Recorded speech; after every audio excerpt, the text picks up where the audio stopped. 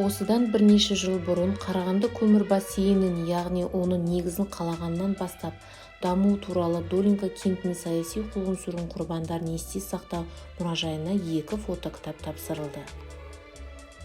Бұл кітаптарды Қарағанды көмірде инженер болып жұмыс істеген Светлана Михайловна Минеева тапсырды. Оның күйеуі де Анатолий Иванович Минеев зауыт басшысының орынбасары болып жұмыс атқарған екен. Кез келген фотоальбом, тіпті фотосурет кітабы болса да, өткен және тарихи зерттеулердің маңыздылығын көрсетіп және маңызды ақпарат беруге қабілеттілігін негіздейді. Бұл альбомдар дәл сол тарихтың көздері болған. Биылғы жыл Қарағанды бассейндегі алғашқы көмір шахталарының пайдалануға берілгеніне 90 жыл толады. 1930 жылы Қазақстрой уголь трестінің алғашқы құрылысшыларының күшімен болса, ал 1929 жылы қарашада Верхняя Марьяна, Феликс, Новый, Нижний төменгі қабаттарында 4 шахта салынды. Сол жылы оларда 13 мың тонна көмір өндірілді. 1931 жылы бассейнде құрылыс салу үшін нөмір 14-ші Госстрой-трест ұйымдастырылып, 1932 жылы Севкастрой-трест болып өзгертілді. 1933 жылы трест жойылып, құрылысты басқару құқығындағы Қарағанды көмір тас көмір трестінің құрамына енгізілді. 1934 жылы құрылысты басқару Қарағанды көмір трестінің Қарағанды шахстрой шаруашылығы есептегі басқармасы болып қайта құрылды. Ал 1936 жылы осы басқарма негізінде Қарағанды шахстрой мердігерлік құрылысы тресі құрылып және КСРО ауыр өнеркәсібінің Главуголь наркомына бағынды. 1943 жылы Қарағанды шахстрой құрамына азаматтық және тұрғын үй құрылыс учаскелері бөлініп, олардың негізін Қарағанды жилстрой тресі қамтыды.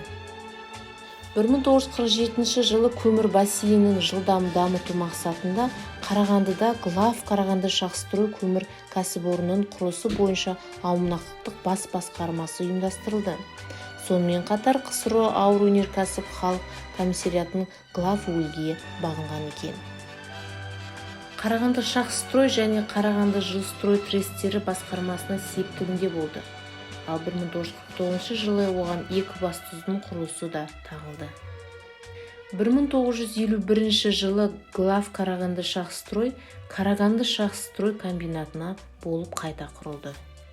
1936 жылдан 40 жылға дейін сол кезеңге салыстырмалы түрде нөмір 31, 20 және 33 ірі шахталар салына бастады.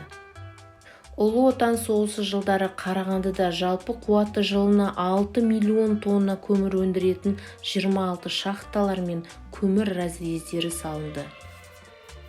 Көмір кәсіпорындарынан басқа комбинаттың күшімен кеніштер, ұсақтау сұрыптау фабрикалары, энергетика, машина жасау, тамақ және сүт өнеркәсібі, автомобиль көліктері, тұрғын үй, азаматтық, коммуналдық және мәдени тұрмыстық құрылыс индустриясы ірі өнеркәсіптік кәсіпорындары салынып қамтылды.